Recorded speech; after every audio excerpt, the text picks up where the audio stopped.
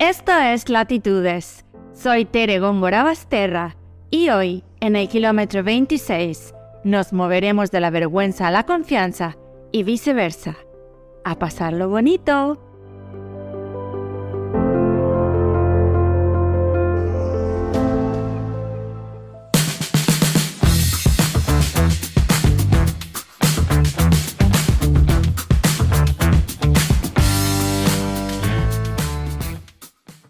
En la década de los 90 en México, los domingos por la noche eran de Siempre en Domingo, un programa de televisión que convocaba a los artistas más importantes del momento. Algunos de esos domingos, mi familia y yo solíamos visitar a una tía muy querida cuya casa ha sido siempre un punto concurrido de encuentro para todos. Para entonces yo tendría unos 6 o 7 años y la mesa del comedor no era para nada mi sitio favorito para pasar los domingos. Así que, sutilmente, solía escabullirme por un prolongado corredor hasta llegar a la sala de televisión y sintonizar aquel programa en el que el presentador, Raúl Velasco, anunciaba a las nuevas voces de México, Latinoamérica e incluso España, con un muy atinado ¡Música, maestro!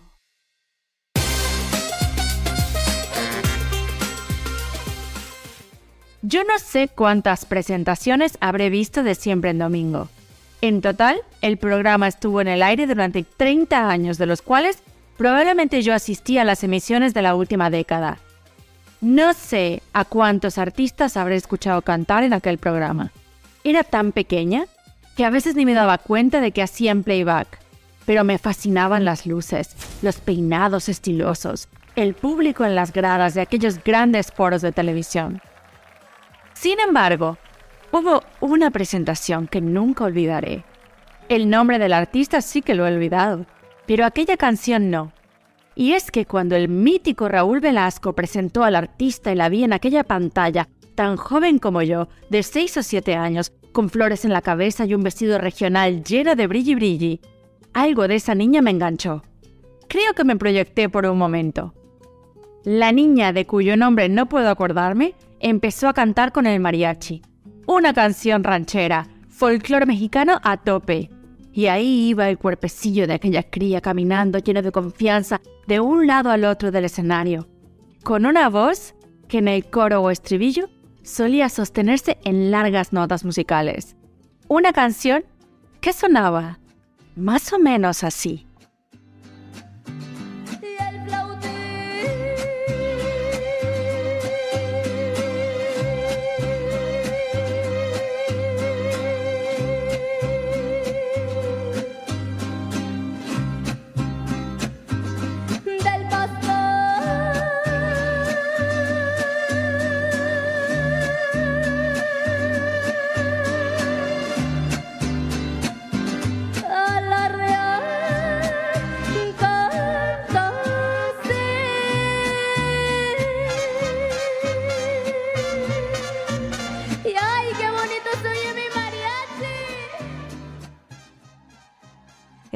¿Qué te pensaste? ¿Era lo que esperabas? Pues tú no me preguntes por qué, pero en mi cabeza, por ese coro prolongado y esa nota sostenida en lo alto, yo pensé que aquello era una ópera. Estaba que lo flipaba, alucinada, como embrujada, y ahí me movía yo también por el salón de televisión en modo diva. El flautín del pastor. Uy, cuando los aplausos del público cerraron la presentación, salí corriendo a decirle a mi mamá que ya había descubierto qué quería hacer en la vida. Así que emocionadísima le dije, mamá, quiero ser cantante de ópera. Y bueno, como siempre en domingo en aquella casa, la hora de la visita estaba con un alto rating. Y mi ilusión era tal que llamó la atención de mi tía, quien por cierto es bastante creativa. Y no se le ocurrió otra cosa que pedirle al resto de los familiares y amigos que estaban presentes que por favor guardaran silencio, porque yo, su sobrina la cantante, les iba a deleitar. A ver, por favor, silencio, la niña va a cantar. En mi imaginación se encendieron los reflectores. Mi ropa se convirtió en aquel traje regional lleno de brilli brilli, y con la confianza de dar muestra de mi capacidad, especialmente en aquel entorno próximo, me arranqué a cantar. ¡Música, maestro! El flautín del pastor. Ahí. Vamos, estaba en mi mero mole, en alto grado de concentración, hasta con los ojos cerrados y todo. Así que conforme terminé de entonar aquello con mi melodiosa voz, a la espera de una enorme ovación, mi tía, siempre tan creativa, añadió: Pero bueno, un aplauso para Cagarotti.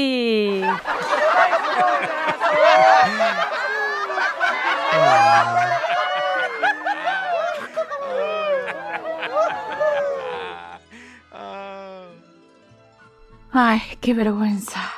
En vez de una ola de aplausos me aplastó una carcajada que se escuchó por todo el barrio.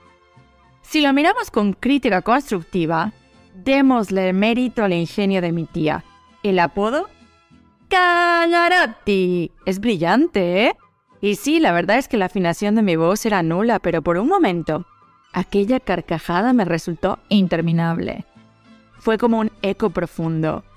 Y con ustedes, Cagarotti. Ay, ¿qué te digo? Durante algún tiempo aquel momento fue como una de esas escenas en las películas en las que uno se siente minúsculo y casi puede ver la boca enorme de las distintas personas que se burlan de uno, en ese tono tan desagradable que te señala.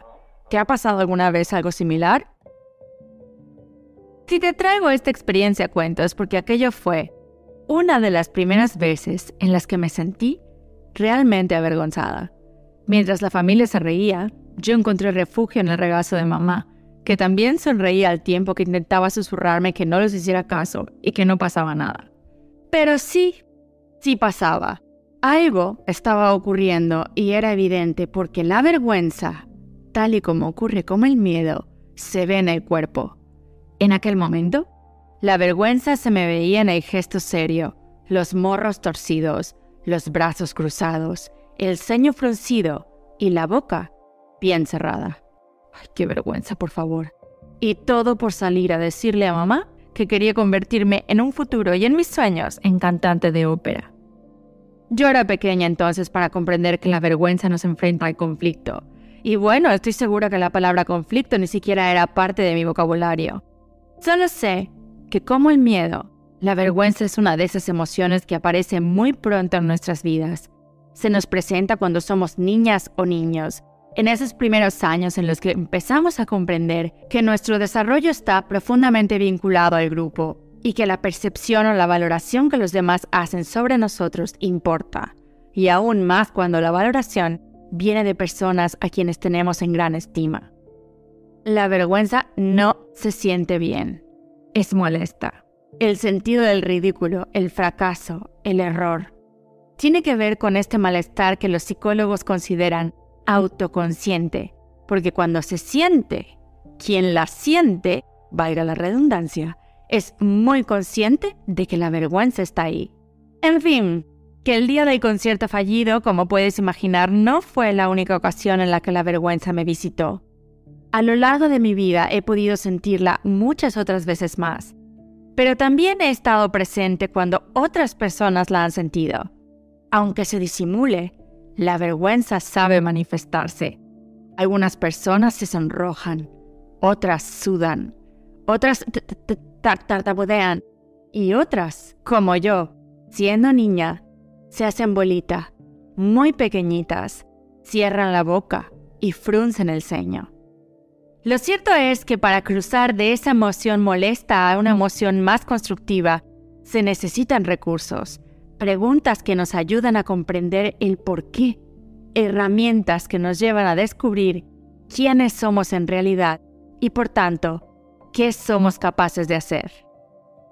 Y bueno, Ya que en esta temporada estamos enfrentando el conflicto a través de la construcción de puentes, te propongo que pongamos rumbo a los 3 encuentros del día. Te doy un adelantito para que te quieras quedar. Primero, nos acercaremos a una bahía y a la historia detrás de un puente color naranja para empezar a reflexionar sobre un recurso necesario para tratar la vergüenza con amabilidad: la confianza. Después, nos encontraremos con otra ciudad costera que nos acercará a un movimiento artístico que no necesitó de la validación de ninguna élite para ser reflejo de su tiempo. Por último, en el tercer y último encuentro de hoy, nos moveremos a un escenario para enfrentarnos directamente con ella, con la vergüenza, cara a cara, tú a tú, esa vergüenza que a veces resulta molesta y otras profundamente dolorosa. Si es la primera vez que llegas a Latitudes, que sepas que en este podcast recorremos estos kilómetros con la imaginación. Así que hoy vamos a viajar en coche. Así que cuando escuches este sonido, quiere decir que nos viene un cambio de latitud. ¿Qué? ¿Te apuntas al viaje? Tranqui, que prometo que no cantaré para amenizar el trayecto. Pero si me dejas, mi voz te conducirá a lugares que guardan historias fascinantes y que espero te lleven a la reflexión. ¿Cinturones abrochados? ¡Fuera distracciones! Si puedes, enchúfate unos cascos o audífonos, que el diseño del audio se disfruta mucho mejor con ellos. Calentamos motores y nos moveremos hoy sin el GPS, ¿ok? Iniciemos la conversación. Hacia norte 37, oeste 122. La costa del Pacífico en Estados Unidos nos espera.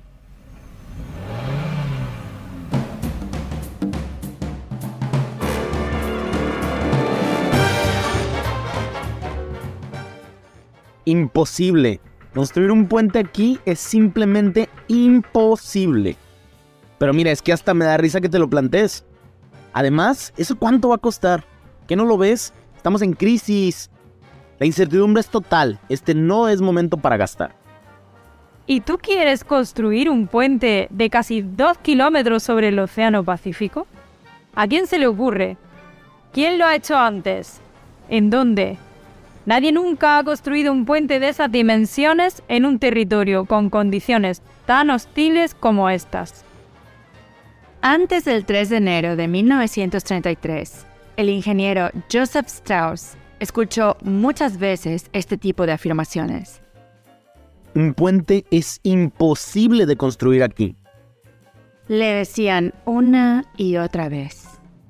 Sin embargo, para Strauss, el puente era la respuesta para impulsar el desarrollo de una ciudad emergente, como lo era San Francisco en 1933. Aun cuando la mayoría de las personas no lo veía, Joseph Strauss tenía claridad en su visión.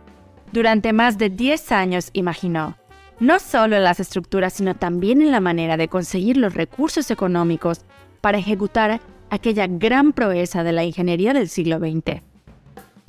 ¿Qué percepción tenían los demás sobre Joseph Strauss y su idea? Bueno, las posturas eran diversas. Por un lado estaban los militares, que se oponían porque pensaban que el puente sería un nuevo objetivo para atentar contra el país. Por otro lado, estaban los intereses de los empresarios de los medios de transporte, particularmente los propietarios de los ferries. ¡Sinvergüenza! ¡Nos quieres arruinar el negocio! ¡No tienes consideración ninguna! Sin duda, el impacto de abrir una nueva vía de movilidad les representaba una amenaza. Pero para los ciudadanos de las zonas circundantes, ese nuevo puente representaba una nueva posibilidad. Y ya ni te cuento los propietarios de la industria automotriz, porque los automóviles empezaban a presentarse en nuestras vidas. A Joseph Strauss, en principio, le dijeron de todo. Se rieron de él, le dijeron que estaba loco. Incluso sus compañeros de profesión, otros ingenieros, insistían en la imposibilidad de levantar un puente que uniera la punta norte de la bahía de San Francisco con el condado de Marin, ubicado en el punto extremo, en el lado sur. ¿Estás loco, Joseph? No tiene ningún sentido. Deja el tema de una vez antes de que se sigan riendo de ti. Pero Joseph Strauss insistía en abrir la senda. No sentía vergüenza por compartir su visión. Lo que lo movía era la confianza en su profesión, en su capacidad y en la prosperidad que aquella obra podría traer a la ciudad. Tampoco es que Strauss fuera un niño de 6 o 7 años como cuando yo canté ópera. Ya para cuando empezó a trabajar en la idea de construir el Golden Gate, tenía 48 años y cuando empezó a construirlo, tenía 64. ¿Has hecho las cuentas? ¿Qué tal llevas las matemáticas? 16 años le llevó el asunto desde que empezó a imaginar hasta que empezó a construir. Ni más ni menos. Lo bueno se hace esperar, ¿no dicen así? Pues en todos los años transcurridos hasta ese momento, Strauss había acumulado experiencia, había adquirido conocimiento sobre su profesión, pero también había adquirido conocimiento sobre él mismo. Era constructor de puentes, lo había hecho antes. Es cierto que ninguno tan grande como el reto que suponía el Golden Gate, pero su experiencia, los kilómetros que había acumulado, le hacían atreverse a decir: es posible construir, unir el estrecho de Marin. Queremos verte intentándolo, Joseph Strauss. Venga, levanta tu puentecito y que se lo lleve volando el viento.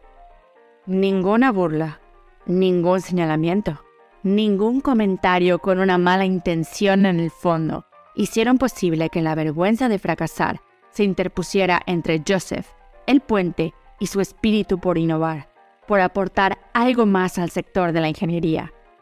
Nada consiguió que Strauss se hiciera pequeñito, que cerrara la boca, que frunciera el ceño. Cada "no hay fondos para financiar", "no hay permisos para construir", "no hay manera de traer tus costosos materiales hasta aquí", eran una nueva oportunidad para que Joseph Strauss resolviera el problema y se enfrentara al conflicto con una actitud distinta. Era tan inteligente que conseguía darle la vuelta. Muy especialmente, Strauss era consciente de las circunstancias de aquel territorio y de aquel contexto.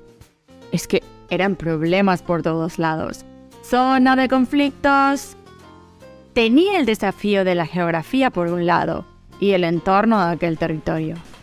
El nuevo puente debía ser lo suficientemente fuerte para combatir los vientos violentos, las densas neblinas, las corrientes del Océano Pacífico y debía, además, ser capaz de resistir a un terremoto, debido a su cercanía, por supuesto, con la falla de San Andrés. Por otro lado estaba el desafío de pagar las cuentas, después de la crisis financiera que en 1929 paralizó las obras y el desarrollo de los Estados Unidos. Pero los grandes proyectos tienen eso, ¿verdad? Parece que siempre llegan en los aparentemente peores momentos. Strauss asumió su rol. No le dejó a las autoridades la responsabilidad de realizar la obra. Se rodeó de un equipo de profesionales que creían en el valor de su proyecto y junto con otros ingenieros y arquitectos se enfrentó al Océano Pacífico. Empezaron. Strauss planteó la primera pregunta a su equipo. ¿Cómo hacemos para construir un puente en Ménsula? Un momento. ¿Un puente con la técnica de construcción de Ménsula? Pero si esa no es la técnica que se usó para levantar el puente. Sí, eso es verdad. Es verdad ahora. Pero no lo era en la idea original en la mente de Joseph Strauss. Los ingenieros Charles Ellis y Leon Moisseff, ambos líderes de construcción del proyecto, fueron quienes intervinieron y propusieron apostar por hacer del Golden Gate un puente en suspensión. Después de todo, era la década de los años 30. Los materiales habían evolucionado. El acero y los largos cables que se necesitaban para sostener las dos torres de casi 300 metros de altura y la plataforma de 27 metros de ancho podrían hacer posible ahora lo que antes no lo era. Joseph Strauss escuchó, supo adaptarse, supo reconocer que la idea de sus colegas era mucho mejor que la suya. Quizá, por un primer momento, supo ver que el puente no era suyo, no era su propiedad. Y entonces reformuló la pregunta.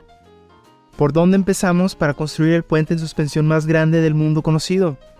Y Strauss, Ellis y Moisés empezaron por donde se tiene que empezar para construir estructuras sólidas y duraderas: los cimientos. Dos grandes estructuras se anclaron al fondo marino. La de la punta norte no representó grandes complicaciones. El asentamiento era bastante regular.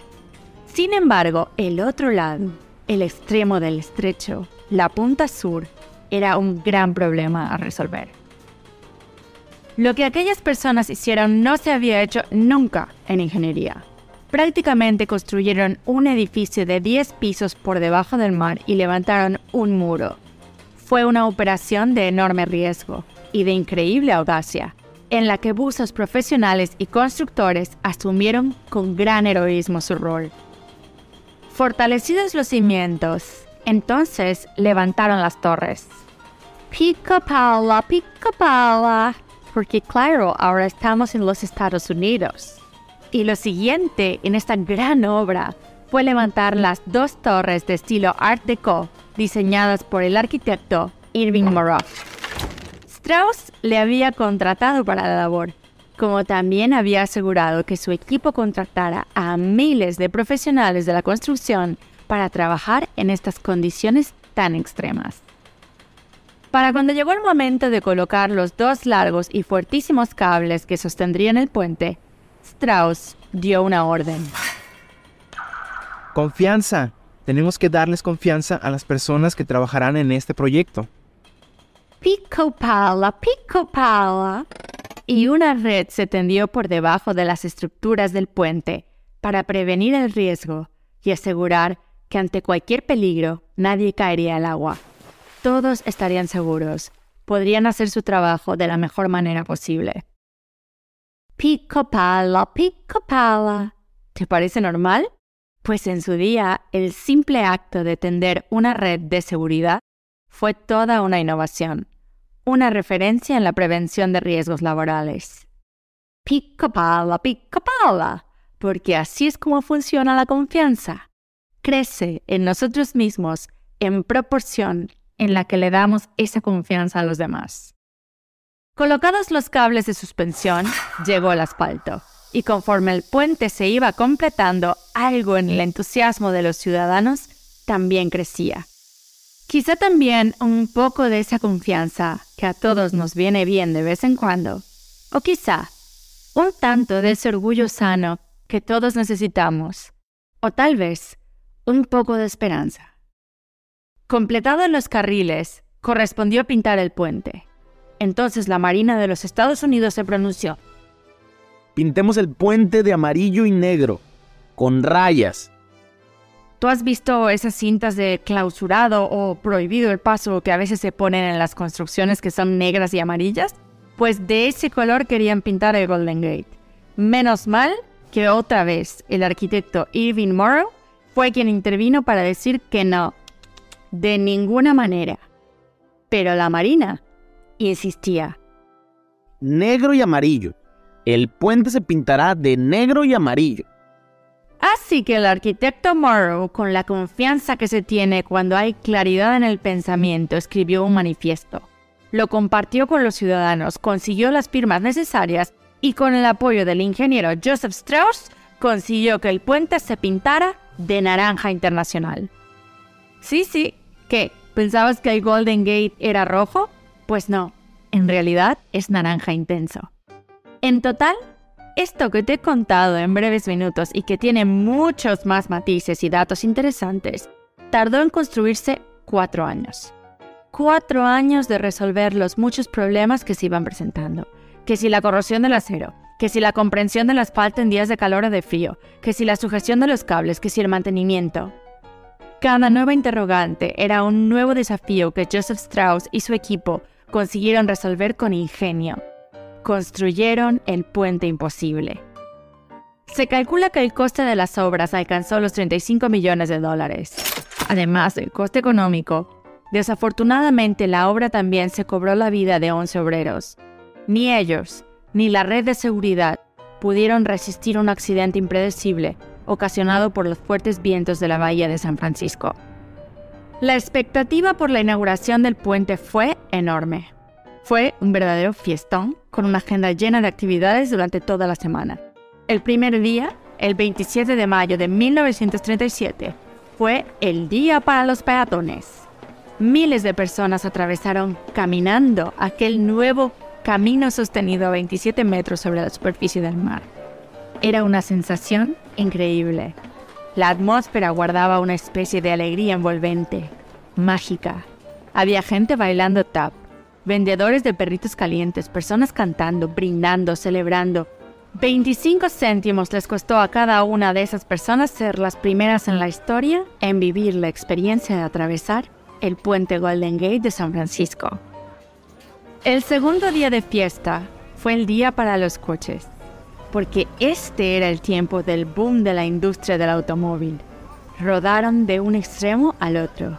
Había un optimismo compartido que hacía que las distancias, de alguna manera, se redujeran. Y en este tiempo, en el que la radio ocupaba un lugar central en los hogares y en el que la televisión empezaba a nacer, fue un telegrama el que anunció al mundo la noticia. El puente está abierto para el mundo. ¡Buah! Era una realidad. ¿Qué habrán sentido todos los implicados en aquel gran proyecto? ¿Qué habrá pensado el mismísimo Joseph Strauss, que además de ser ingeniero, era poeta? ¡Ay, el espíritu de la invención y la creatividad le venían de familia, de un padre pintor y de una madre pianista! ¿Qué habría pensado mientras observaba la risa y los bailes en aquel puente posible con tantas invenciones innovadoras? ¿Qué habría sido de la historia que te he contado si Joseph Strauss se hubiera sentido avergonzado de compartir su visión? Está claro que su enorme confianza fue resultado de un camino rico en experiencia y afortunado en conocimiento. Pero también fue un camino en la confianza. Quizá venga bien reflexionar en que la confianza, así como las grandes obras de ingeniería y la naturaleza misma, requiere de tiempo para su construcción. Y sí, se trata de construir esa confianza en uno mismo, pero esa confianza es la que se expande a otras relaciones, a otras organizaciones y a la sociedad en general. Tiempo, osadía y una buena dosis de humor. Pero de esto hablaremos en el segundo encuentro del día. ¡Ah! Ahí está. ¿Escuchas el sonido? Pues el coche ya ha llegado por nosotros. Nos despedimos de la bahía de San Francisco, justamente conduciendo sobre el Golden Gate. Del año 1937, damos un acelerón a los años y nos movemos a la década de 1960. Atravesaremos el país. De la costa oeste de Estados Unidos, damos un salto a la costa este, hasta la bahía de Manhattan, en Nueva York. Pongamos rumbo a norte 40, oeste 74.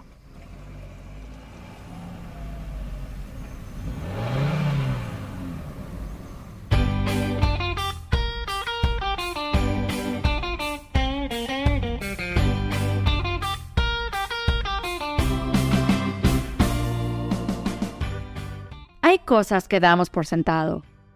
El hecho de que hoy llevemos una pantalla en el bolsillo resulta de lo más mundano.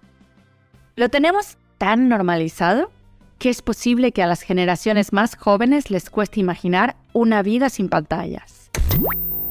Aunque su invención se remonta a 1926, los televisores empezaron a tocar las puertas de nuestros hogares en los años 50.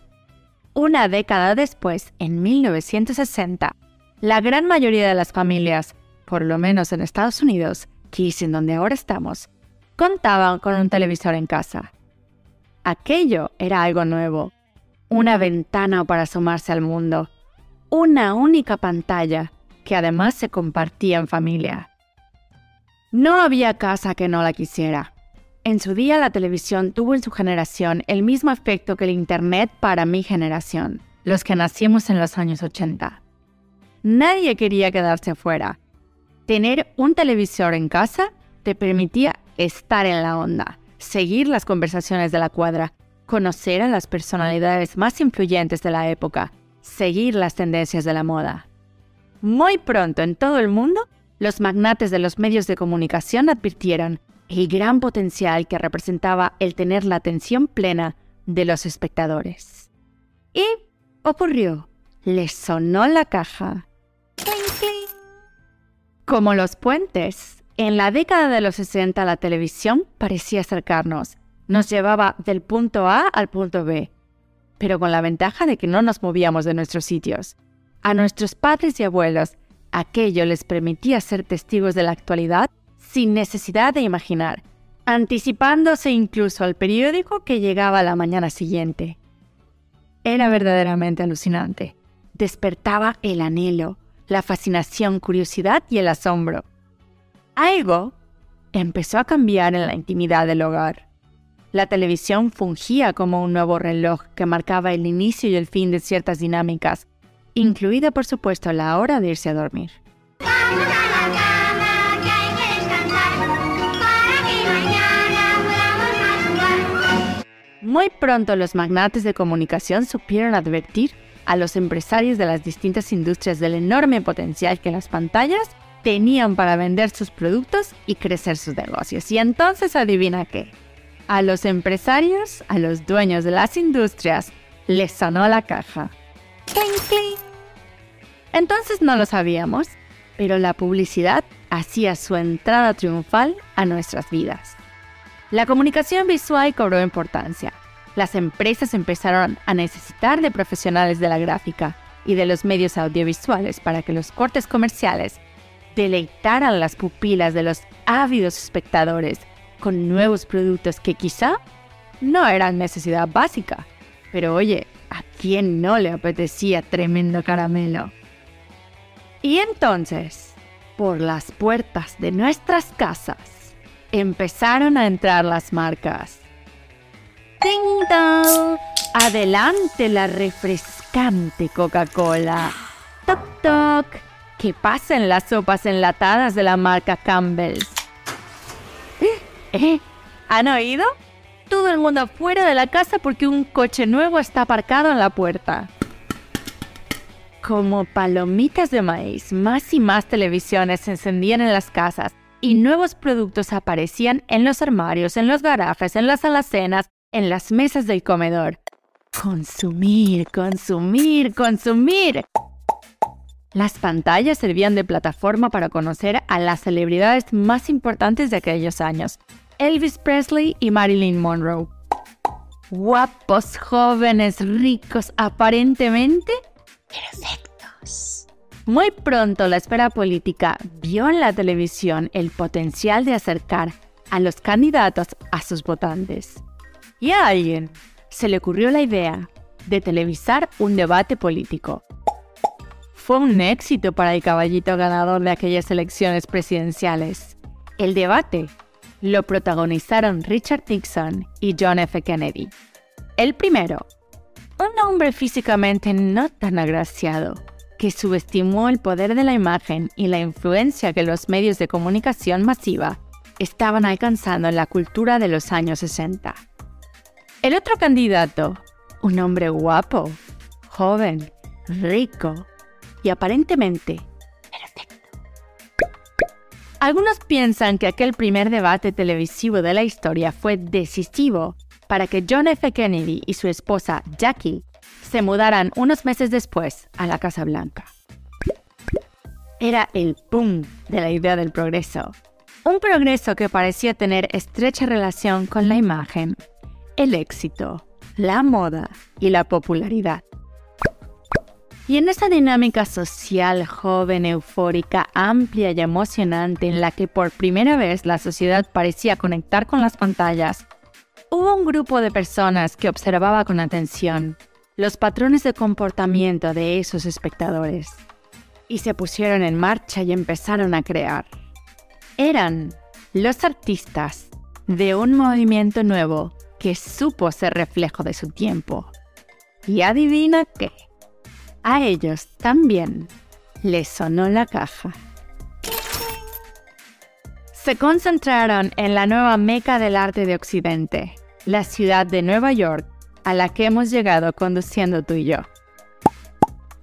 Aquello era un semillero de ideas que llamaron, a ver si lo adivinas, arte pop.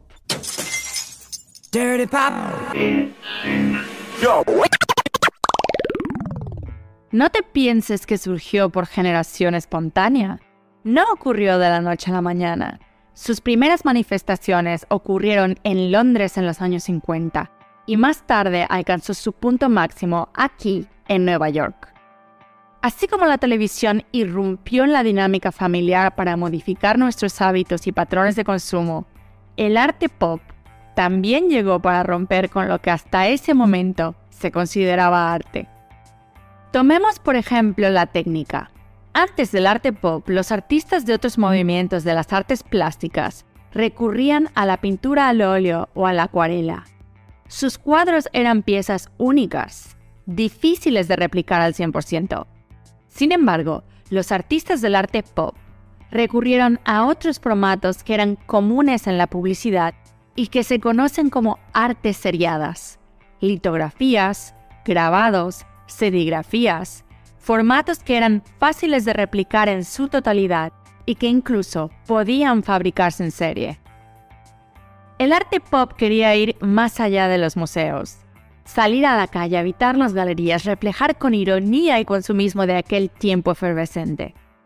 Como todo aquello que parece oponerse a lo tradicional, los artistas del movimiento pop generaron mucha controversia.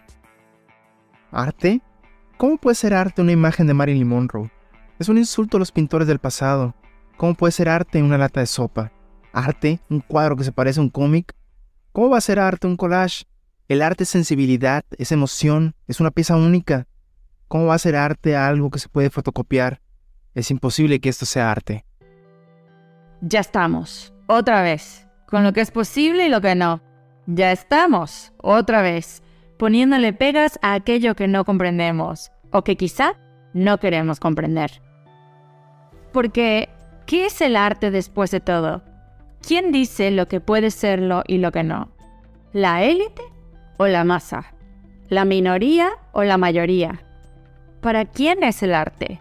¿Para quienes se especializan o para cualquiera que lo tenga a su alcance? Los artistas del arte pop defendían que el arte debía ser para todos. Debía ser principalmente sobre aquello que simplemente nos gusta. Porque aquello que nos gusta es aquello que consumimos. Y aquello que consumimos dice algo sobre nosotros mismos, sobre la cultura en la que vivimos. Los artistas del movimiento pop creían que su arte, aparentemente banal, era un arte inteligente, porque guardaba el potencial de movilizar a los simples espectadores a pensar. Si lo analizas, ¿qué hay detrás de un icono como Marilyn Monroe? ¿Cuál es el fondo de la sopa de los productos enlatados? ¿Qué hay detrás del brillo del éxito?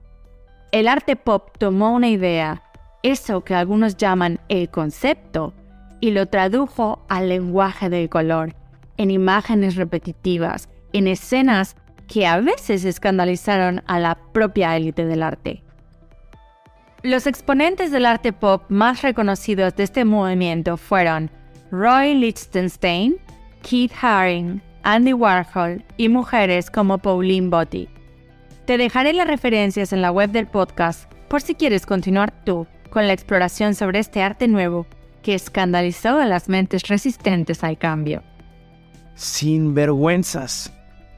¿Cómo se atreven a traicionar la tradición del arte? ¿Tú qué dices? ¿Eran sinvergüenzas? Si partimos del hecho de que la vergüenza es una emoción que se origina de la reprobación que los demás tienen de nuestra conducta, si consideramos que la vergüenza es ese sentimiento de ridículo por haber faltado a las normas, pues sí, podríamos decir que los artistas del arte pop tenían muy poca vergüenza. O si le damos la vuelta, el arte era el recurso que les impulsaba la confianza.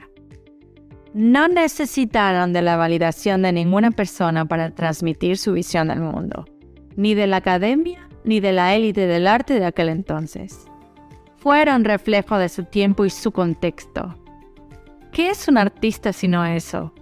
Un artista habla a través de su obra, establece una conexión, un diálogo con quien está del otro lado.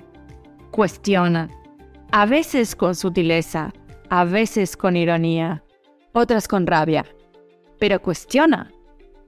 ¿Qué hay detrás de las capas de esto que consumes?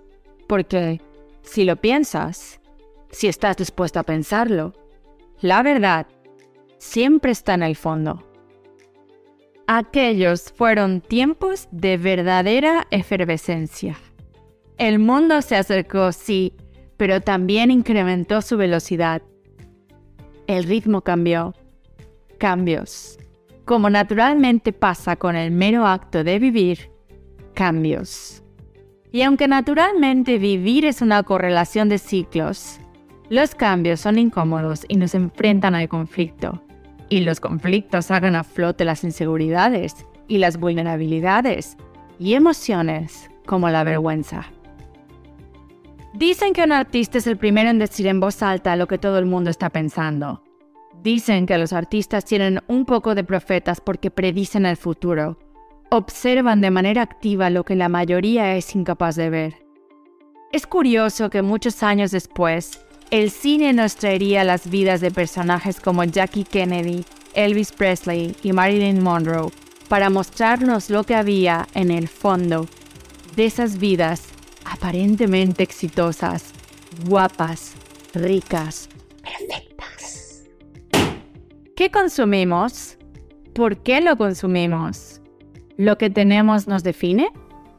¿Qué pesa más en una sociedad consumista? ¿Lo que uno es o lo que uno tiene? ¿Qué estamos buscando? ¿Encajar por lo que tenemos o pertenecer por lo que somos? Como sucede en los movimientos artísticos, el arte pop se extendió más allá de las artes plásticas. Con su estrecho vínculo con los medios masivos de comunicación, nuevos sonidos amplificaron las vidas de nuestros padres y madres, abuelos y abuelas.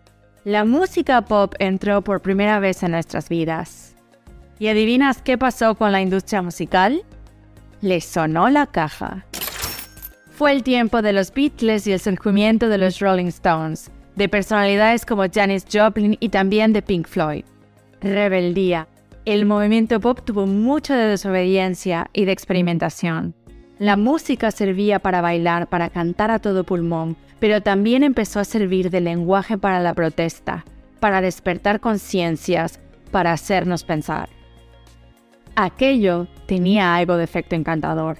Parecía entrar muy bien y muy fácil por las pupilas de aquellos espectadores que devotamente se sometían a las pantallas, que muy pronto terminaron por ocupar un lugar prioritario en los hogares de la costa este y oeste de Estados Unidos y el resto del mundo. Cualquier parecido con la realidad es mera coincidencia.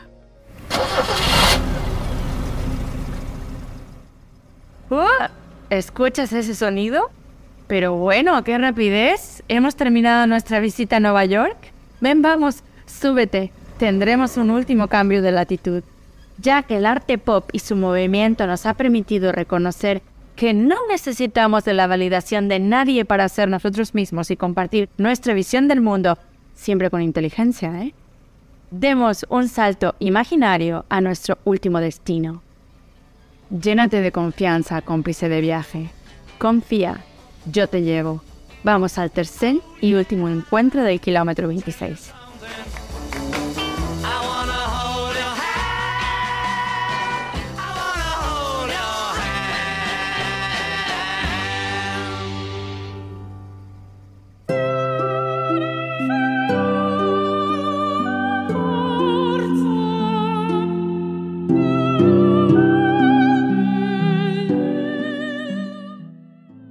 La vez que canté ópera no fue la única ocasión en la que la vergüenza me visitó.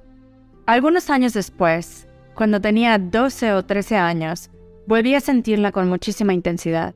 No fui solo yo, fue una vergüenza compartida. Ocurrió así. Había un escenario, un grupo de niñas y yo bailábamos. Bailar se me da mucho mejor que cantar ópera. Pero a una de las chicas de aquella clase, seguir el ritmo del resto del grupo no se le daba muy bien. Para mí y para el resto de las niñas en ese escenario, aquello no era importante. Era una compañera divertida. A ella tampoco le parecía importar mucho no llevar el ritmo de la música. Simplemente venía a la clase y bailaba. Ser la pieza que desentonaba no era para nosotros un problema. A veces, si alguna de las maestras de baile se ponía mala, nos mandaban a otra maestra sustituta. En aquella academia, había una profesora que tenía fama de ser muy pero muy estricta. Todas le teníamos miedo a la profe de baile estricta. Había algo de rigor extremo cuando ella entraba en el salón. Un día vino a la clase de baile, le dio play a la música y empezamos a bailar. Todos seguíamos los pasos. 1, 2, 3, 4, pop. Aquella niña de la que te hablé también, pero en un tiempo distinto, en una órbita diferente.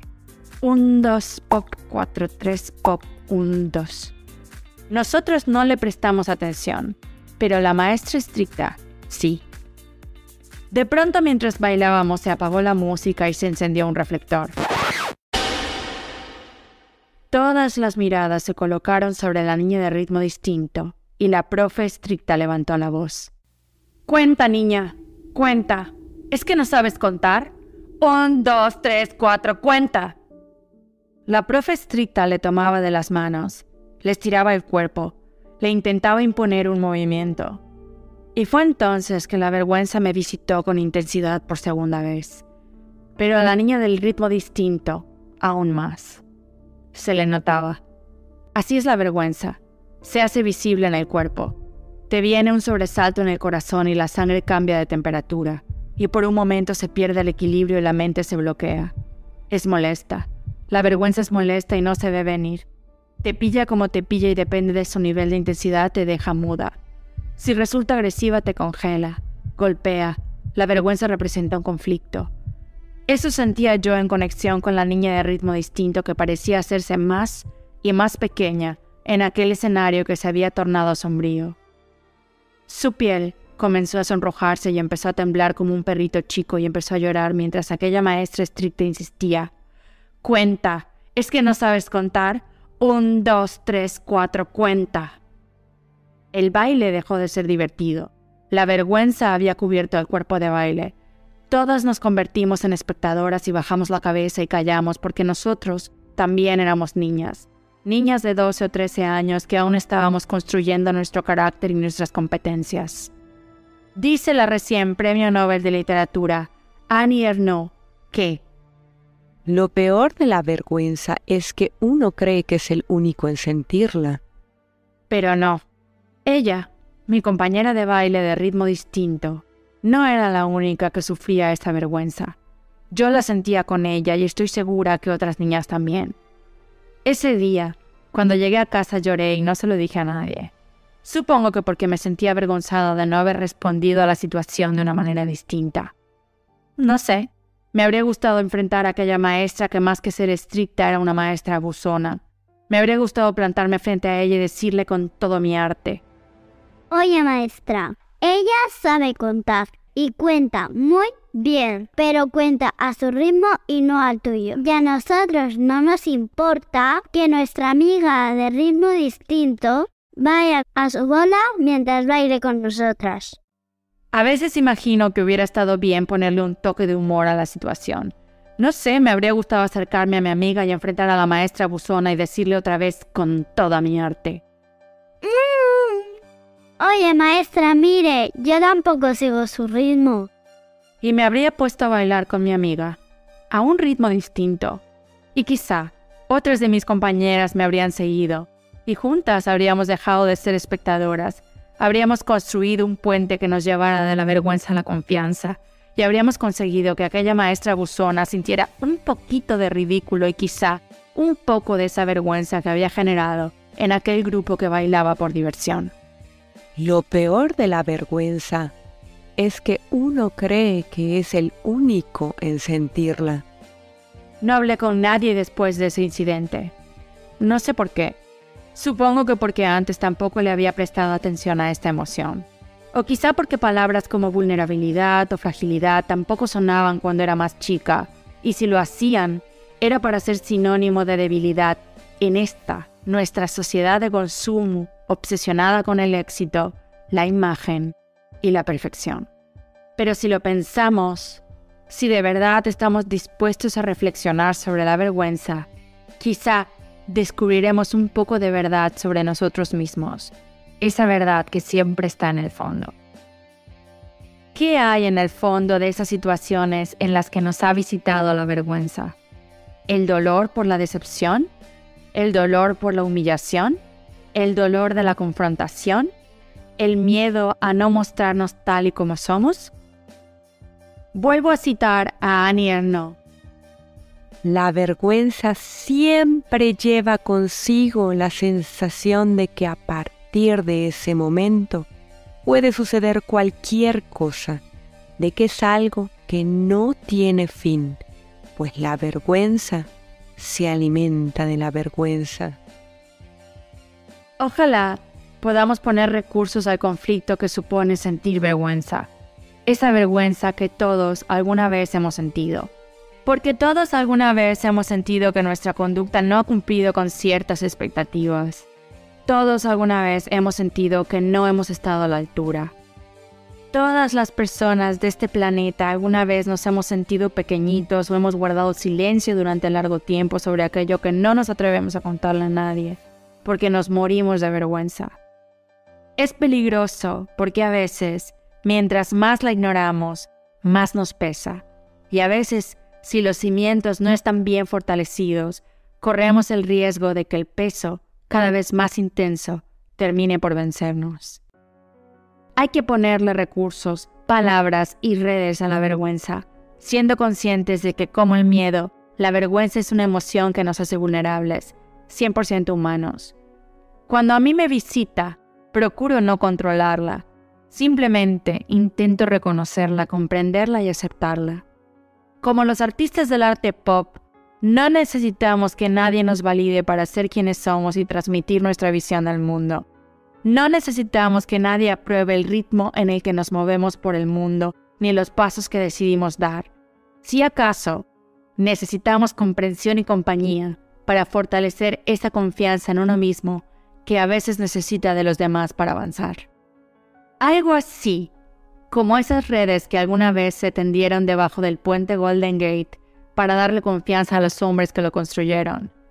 Algo así, como las redes que en 2023 se terminarán de construir en el mismo Golden Gate para prevenir el número de suicidios que cada año ocurren en esta estructura emblemática de un tiempo en el que no había internet ni televisión y los coches empezaban a circular y la vida transcurría a un ritmo distinto, siempre complejo, siempre cambiante, que no era ni mejor ni peor a este tiempo en el que se siguen necesitando de puentes.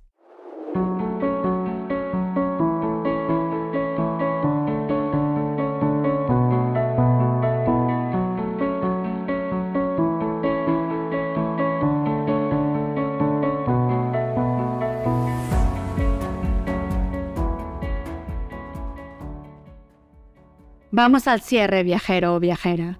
Hasta aquí llegamos en el viaje de hoy. Es hora de volver a la rutina del día. Deseo que hayas disfrutado de los giros que hemos tenido en el viaje de hoy. Si conseguimos que reflexionaras, si conseguimos que imaginaras, si conseguimos que tu horizonte se expandiera un poco más allá y te inspiramos a compartir tu visión del mundo con un poco más de confianza y con un poco menos de vergüenza, déjanos un like, un comentario o suscríbete a nuestro podcast. O bueno, también puedes contarle a las personas que tú quieras que existe un podcast que se llama Latitudes en el que viajamos por diferentes lugares del mundo para encontrarnos. Hasta ahora, en esta 5ª temporada hemos viajado por un puente que nos ha acercado con el amor y el miedo, y otro más que nos ha movido de la vergüenza a la confianza. El objetivo no es vencer, sino saber transitar por estas emociones que nos humanizan y que nos van a acompañar durante todos los kilómetros que transitemos en nuestro camino vital. Latitudes es un proyecto de contenido valiente y de valor. Es una carrera de profundidad y de fondo en el que cada uno de los que está acompañándome va a su ritmo y en su carril. Es además un proyecto colaborativo que hasta ahora se ha producido con recursos económicos propios. Sin embargo, en esta temporada he decidido moverme de la vergüenza a la confianza y me he venido arriba y me he animado a abrir la posibilidad de que te conviertas en mecenas de este proyecto. Si no sabes qué quiere decir eso de ser mecenas de Latitudes, te lo explico. Quiere decir que puedes hacer una aportación económica desde nuestra página web www.somoslatitudes.com/colabora. Tu apoyo y contribución, lo que sea que puedas dar, servirá para los costes de producción de la siguiente temporada. Servirá también para retribuir a la tripulación e invertir en los recursos necesarios para documentarnos y conseguir algunas participaciones para la edición conversacional de este podcast que vendrá en septiembre. El objetivo, querida viajera o viajero, no es que nos suene la caja. Simplemente creo que este contenido sonoro que consumes tiene valor, tiene fondo y sirve para que pensemos e imaginemos juntos un mundo más habitable. Tu colaboración, como mecenas, me ayuda y se convierte en una inversión que vuelve, en un recurso que va a circular hacia nuevos contenidos y hacia nuevos relatos sonoros.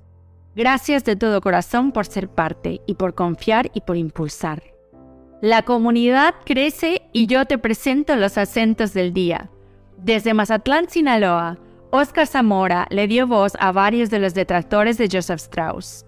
Desde Aguadulce, Ade fue quien le dio voz a esa tía creativa que me llamó Cagarotti y también a otros detractores del puente Golden Gate. En la voz de Joseph Strauss, desde Mérida, Yucatán, Caleb Zamora. A Annie Ernaux le dio voz una de las personas que más confianza me ha dado en la vida, Pau Ancona Bates. Ella y Caleb también participaron en una de las conversaciones de aniversario, justo en la que hablamos de la sostenibilidad.